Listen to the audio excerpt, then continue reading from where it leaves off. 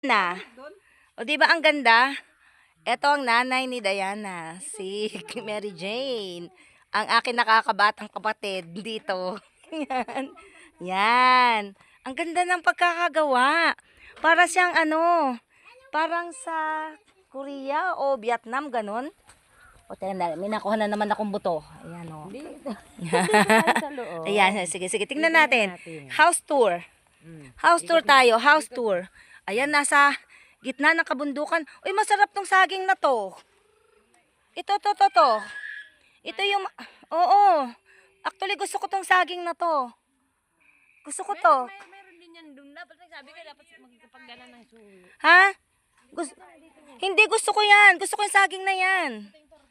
Oo. Ang ganda ng bahay niya, oh. Oh. Sandali, ang ganda nga eh. Ang ganda. Tapos, oh, nasa gitna ng kabundukan. Actually, talaga tingnan nyo, nasa gitna ng kabundukan po kami. Oh, may dalawang anak si Diana. Oh. Ayan, oh. Tingnan mo, Ay, ang ganda. Korean style. Ay, ang ganda. Okay, ang ganda. Oh, ang linis.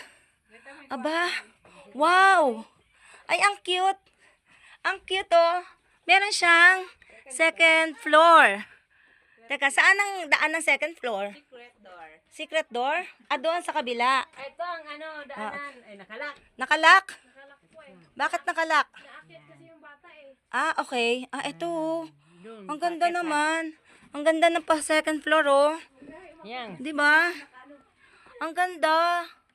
Oh, teka, silipin natin. Ito ang inyong bawal. Ito ang couple room. Couple's room. Yan. Kusina. Yan, ang ganda. 'Di ba? Ang linis mo, Diana. Magkano mo ibebenta to? Ay, ang cute, oh, ang cute. Parang ano nga Korean, Ano? ano? Dadaanan niya naman yan. Papuntang CR. Aba, patingin ng CR mo. My cute. Ay, ang cute. Super cute. Ang cute. Ano, ibig sabihin, maaliwalas. Pag umulan, umaano yung, tawag to, paano yung CR ninyo? Saan ang CR? Wala pa po. Wala pa. Wow.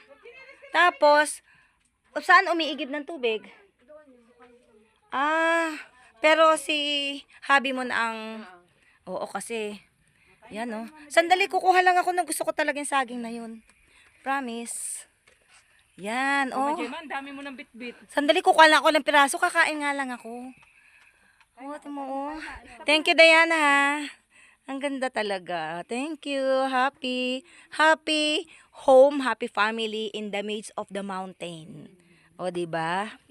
Masayang pamumuhay, simpleng pamumuhay sa gitna ng kabundukan. Ang ganda ng bahay, promise. Ito na yata ang pinakamagandang bahay na nakita ko. Dito. At saka, timo.